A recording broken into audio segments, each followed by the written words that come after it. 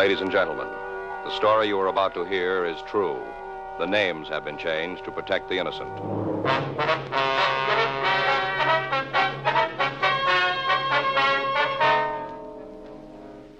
You're a detective sergeant. You're assigned a robbery detail. A pair of hold-up men have been operating in your city. You know their method of operation. You know what they look like. Your job, get them.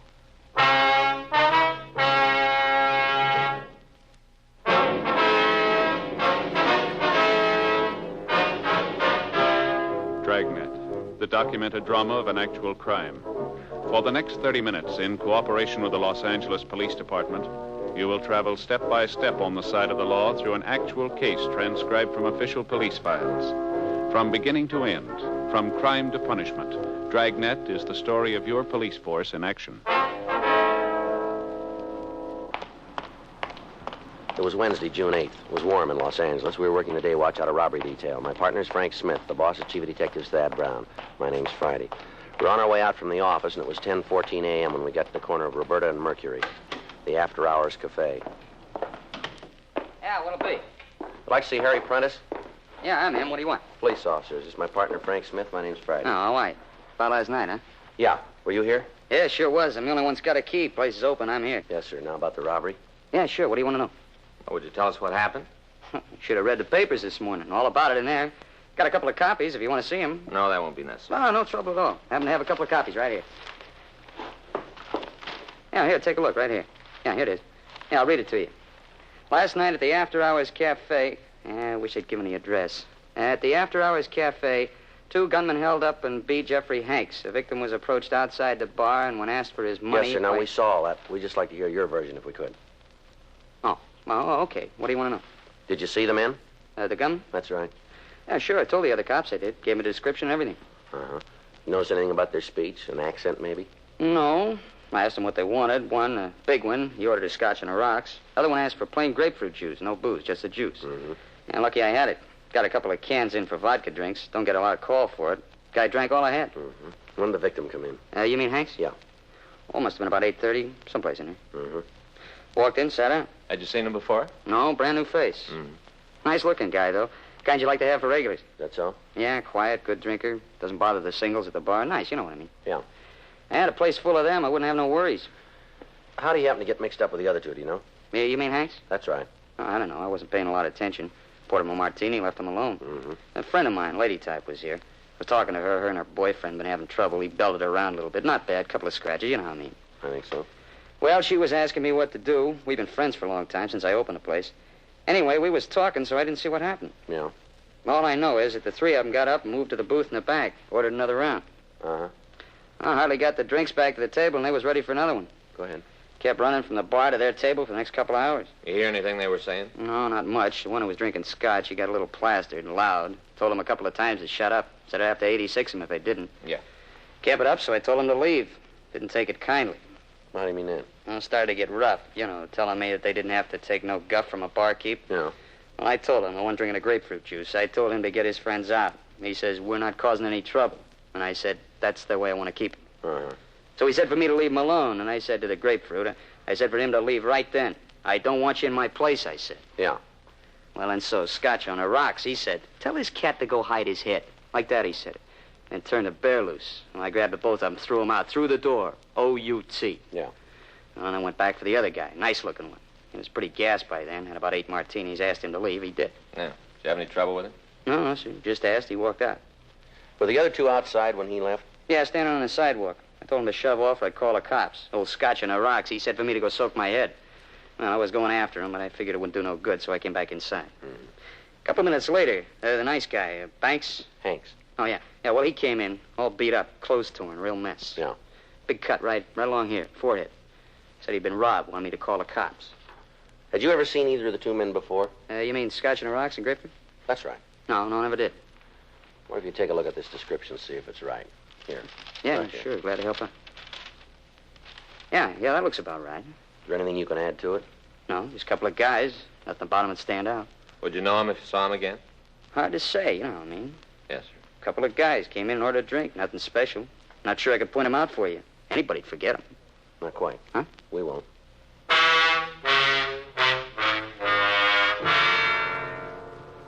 11:30 a.m. We left the bar and went back to the city hall. We checked with the stats office and picked up the results of their latest run. They listed 4 possibles, but when we read the names, we were no closer to the holdup men than we had been. The names were ones that we checked and cleared before. Frank and I went back to robbery. There was a message for us to see Captain Donahoe. We went into his office. Yeah? Mm-hmm. No, as far as I know, there's nothing new on it. That's right. Uh-huh. They just came in. What? All right. I'll let you know right away. Yeah. Bye. Come on in. Hi, Skipper. Captain? That was Chief Brown. Been calling all morning. Yeah. You know what he wants? What do I tell him? Well, we talked to the bartender. He can't give us anything. What about the victim? Not much there either. Able to come up with a name? No, says he didn't hear anything. That's a big help. Well, Sit down. thank you.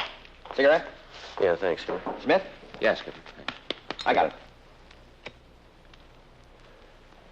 Thanks, Joe. From the beginning. What do you got? Well, good M.O., good description. We got an idea of the line they're working, and that's about it. What about stats? Just picked up the new run, 4 names. What's on them? Clean. They all been checked before. Got to be something around town on them. Well, there should be, but there just isn't. How about your informants? No, they haven't been able to tell us anything. Straight? No reason they should lie. Victims and witnesses seen the mug books? All we got. They haven't been able to come up with an identification. Burton up at CII sent all the stuff he's got on the method of operation. We've checked it all through. What about the places they could spend the money? Well, we've been to Gardena half a dozen times. There's nothing out there. What about Vegas? Talked to the department over there. They're giving us all the help they can, but they haven't turned anything yet. We even got the racetracks covered. Possible you missed something? Sure, it's possible. I don't know what it could be. If you knew, you wouldn't have missed it. Yeah. From the beginning, go over it. Okay. First report was made on, wait a minute. Got it here. Here it is. Tuesday, April 26th. Victim came out of the bar. 2 men stopped him, started a conversation, got him into a car, beat him, and robbed him. 6 weeks ago. That's right. And the guys are still running. Next one was on Friday, April 29th. Same M.O., same description. How often has it been happening since? A couple of times a week. You can't find a leak? No, sir. No rumbles? None that we haven't run down. Anybody in the office got anything? We talked to Meade and Stromwell. They thought they had it made for us, but their lead didn't go anyplace. That money they're getting isn't sitting in their pockets, being spent someplace. We can't find the cash register. I'll tell you this. The fellow they nailed last night, what's his name? Jeffrey Hanks. Yeah. Well, he's got some friends in the city hall. They're pretty upset about what happened. Called the chief this morning. He's been on me. I'm giving it to you. He won't be happy with excuses, and I don't want to give him any, so don't hand me any. Right. Boils down simple. I don't care how you do it. I don't care where. Just get it done. I want those 2 men, and I want them fast. Right. I know how it is. Now you do, too. Yes, sir. I don't like the pressure any more than you do. We're getting it all the way around. People that are making the noise should follow us around for a couple of days. That's the difference. They don't have to. Huh? You're getting paid. Frank and I went over every piece of information we had on the case. We reread the reports that had been filed by the officers at the scene. Statements from witnesses and victims were gone over again. The names the stats office had given us were run through R&I again. None of it did any good. We still didn't have a lead to the identity of the thieves. 3 days passed while we talked to informants and questioned other sources of information. On Sunday, June 12th, we got back to the office from talking to a bartender out on Olympic Boulevard. Well, that's another one didn't go anyplace. Yeah, you want to get the book? Yeah, I'll take a look. I got it. Robbery Friday. Uh-huh. Yeah, Jack. Yeah, where is the place? Hmm? Wait a minute. Yeah, I got it. Yeah, I guess the word's all over. Yeah. Okay, we'll check it out. Thanks, boy. Right, bye. There's nothing in the book. They called, want to know if you could make it for dinner tonight. Got a barbecue plan. You better call it off. You got other plans? That was McCready on the phone. He just got a call from a bartender out in Wilshire. Yeah? Woman crying in her beer. Says he figured we'd want to check it out. What is it? She says her boyfriend is one of our suspects. The bar Sergeant Jack McCready had mentioned was on the corner of Wilshire Boulevard and Ingram Street. There were 2 people in the place when we arrived. One, an elderly man sitting near the door, and the other, a middle-aged woman at the rear of the bar. We checked with the bartender, and he told us that he'd made the call. He went on to say that the woman had come in about 10 that morning. Since that time, she'd been crying and mumbling something about going to the police. Frank and I went back to talk to her.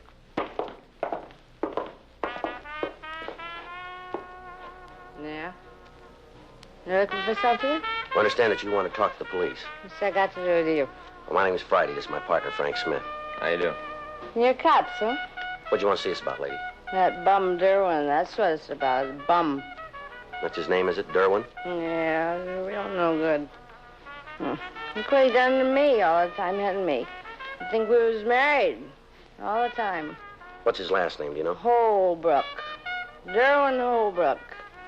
You like to buy me a drink? I think you had enough of that, lady. Well, that's where you're wrong. It's supposed to show you don't know what you're talking about.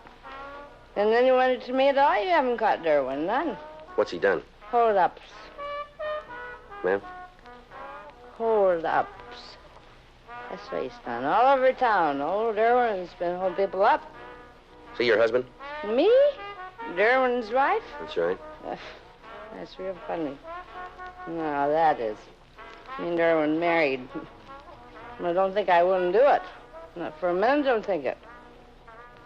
But it ain't true. Not at all. No, sir. And Derwin's just a friend. Uh-huh. Been a friend for 12 years. That's a long time. That's right. Been holding hands for 12 years. But we ain't married. You don't want to. Will you tell us about the holdups that he's been pulling? Been in all the papers. Well, you haven't read it? All the papers. Are you sure you're cops? Why don't you tell us about Derwin, huh? Lousy. All the time. Talking about how someday we'd get married. All the time. Talking like that. I get a couple of bucks put away and we'll take the big step. That's what he was all the time saying. It's a big step. Mm-hmm. So what happens? He gets a couple of bucks and he takes off with another girl. Lousy bum there was. Just miserable. Now, where'd he get the money? From the hold-ups. Like on the paper. I told you that before. He's the one you're after, beating up all those people in front of bars. He's pretty good at beating people up, you know. He's good at that. Not much else, but he's real good at that. You ever talked about the holdups to you? Oh, now, that'd be kind of silly, wouldn't it? Talking to anybody, let alone me. Well, then how do you know he's involved? Well, just because I know, that's all. What's this fellow look like? The Derwin? That's right. I guess the person would say he was a real nice-looking fellow. I guess that's what you'd say.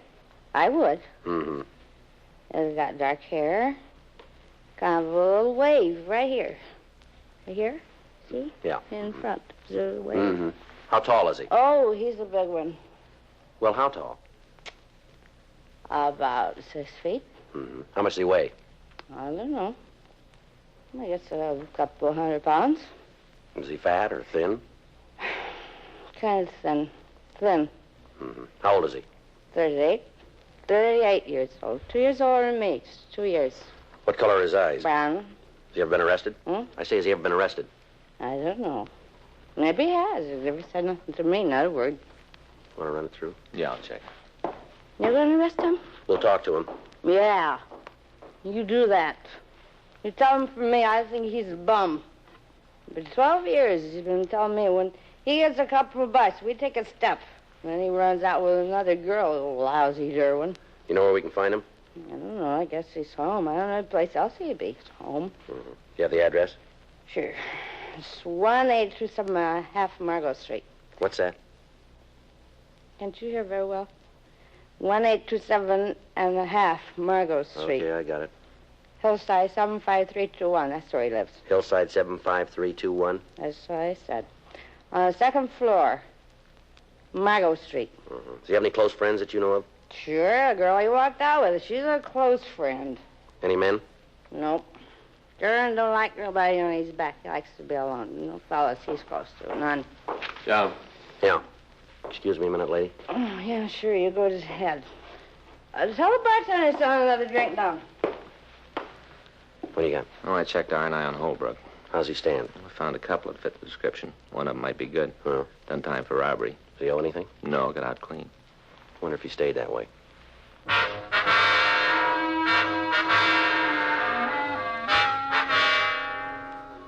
Frank and I left the bar and drove over to the Margot Street address. We checked with the landlady. She told us that Holbrook had moved in approximately 6 weeks before. She went on to say that he'd been behind in his rent, but that he'd paid what he owed and had given her the money for an additional 2 months.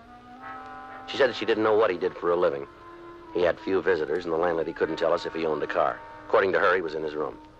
Frank and I went up to see him. Here it is. Yeah. You set? Yeah.